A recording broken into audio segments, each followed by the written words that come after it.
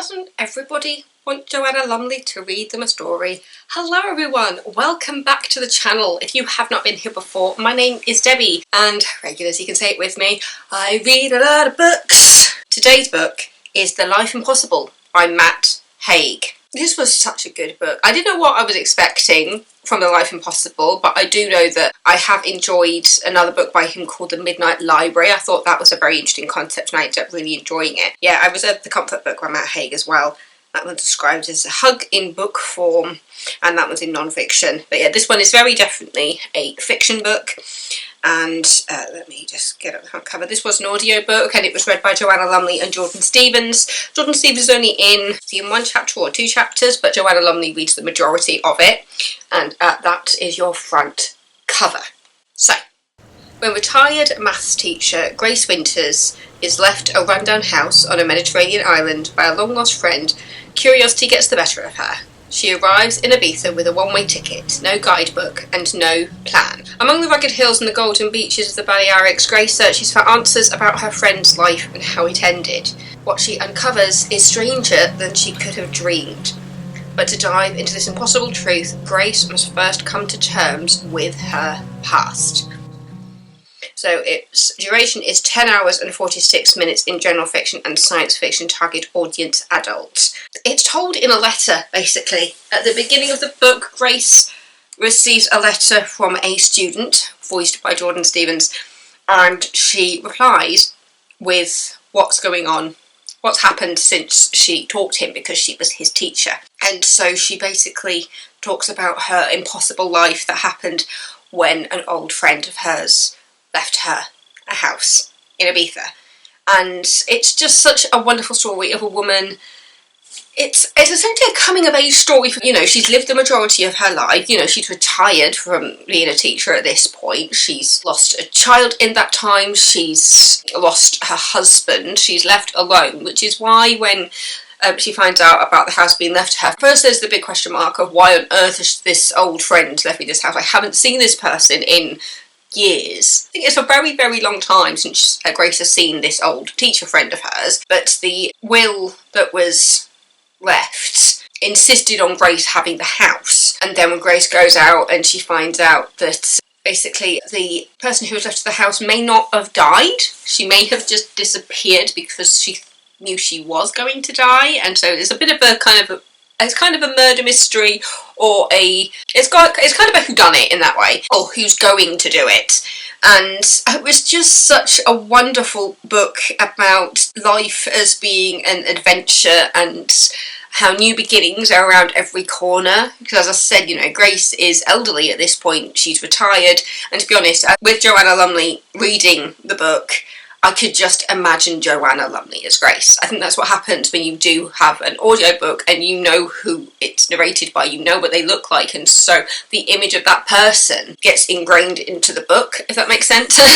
But yeah, I just thought this was a wonderful book about finding life again when you have gone through so much grief. Going through the book, you see Grace grieving. You see her grieving for the son that she lost, for her husband, finding truths out about what happened throughout her life, and the guilt that she harbours over the death of her son. And yeah, I don't want to spoil it. There's a very significant part of the book that I'm kind of glossing over. It leans into kind of the science fiction side of things, because when she first goes to the house in Ibiza, she finds what looks like an old olive jar in the fridge, which has just got fluid in it, but it doesn't look like the kind of fluid you get. It doesn't look like an oil, it looks like a water.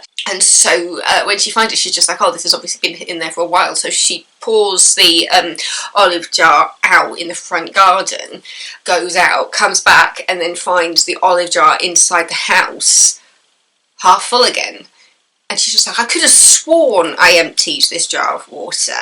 And then when she looks outside where she emptied the jar, a flower has started to emerge, and you find out it's a flower that's basically extinct. And so she's like, what on earth is going on here? And it just takes you down this interesting story of water and the ocean and rejuvenation and the power within yourself, and also this weird kind of thing that lives in the ocean. I think that just has going down more the sci-fi route of it.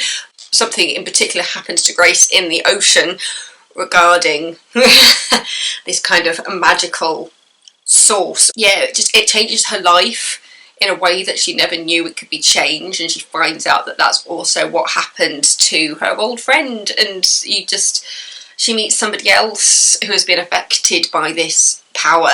And this must sound completely bonkers when I talk about this book out loud. It's just like, it feels like I am talking about sci-fi.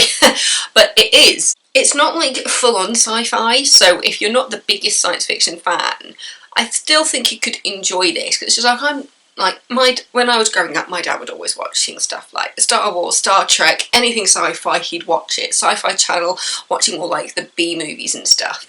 Me, I was never really into it. I think I kind of appreciate sci-fi a little bit as I've gotten older.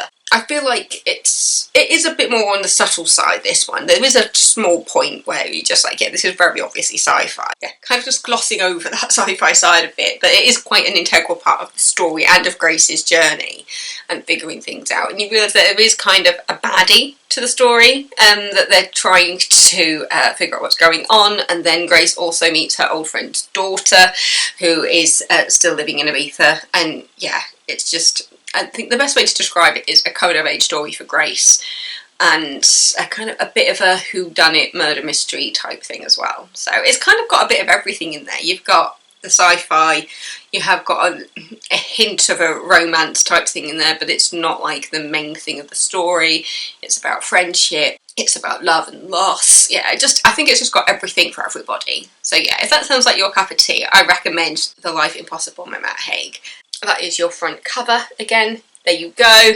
Read by Joanna Lumley and Jordan Stevens. And even though it says target audience adult, I wouldn't say it was like an explicit book or anything. I think it just has some themes that could be difficult to read a little bit. But I'd mainly say that, like, if you are somebody who has gone through grief, and admittedly I've gone through my fair share of grief, there was a particularly shit year that we refer to as the shit year in my family, just because we lost a lot of family. And to be honest, I like books that kind of feel slightly uplifting about grief. Life does go on after you lose someone, and that kind of seemed like a really sad thought. But it's sort of remembering that you still have the memories. You know, the memories are always in here. I used to always say, like, they're in here and they're in here. Oh, I think we feel emotional. But yeah, because Grace gets her life back after losing her son and her husband, and she is still grieving at the beginning of the book. I say that because this is kind of written as a letter after everything's happened, but you see her living through that grief as she tells the story. So yeah, The Life Impossible by Matt Haig.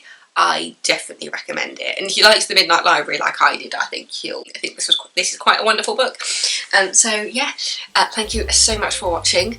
Don't forget to subscribe, and I will see you next time with another video for a Series Sunday. Stay safe. I love you all. Goodbye.